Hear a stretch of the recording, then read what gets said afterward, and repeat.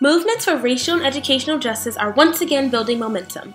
Black students and their allies forcefully call attention to racist climate on American college campuses. And even as some college student leaders cite the hashtag Black Lives Matter social justice movement as their inspiration, what's happening in higher education?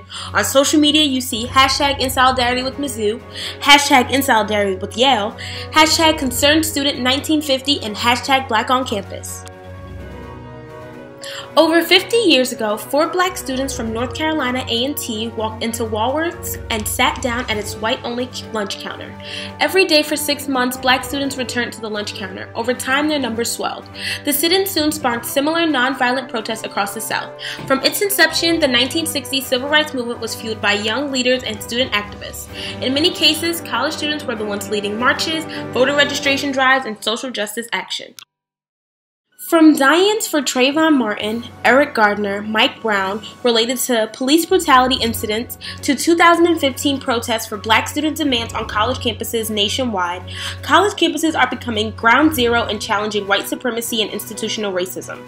The passion that ousted the heads of the University at Missouri after protests over racial discrimination on campus is spreading to other colleges across the nation, turning traditional fall semesters into a period of intense focus on racial misunderstanding and whether activism stifles free speech. The victory of protesting students and football players at the University of Missouri has spurred them to demand that their universities provide a safe space for students of color. The protests at the University of Missouri are not a response to a specific event and are rather a reaction to a string of racial incidents that have occurred on campus to date. In the past 5 years, cotton balls have been strewed outside the Black Cultural Center on campus, a campus statue was graffitied with racial slurs, and in September, the student body president, who was black, said he was targeted with a racial slur by a group of people in a pickup truck near campus. These events have contributed to a campus climate that protesters have described as unwelcoming to and unsafe for black students.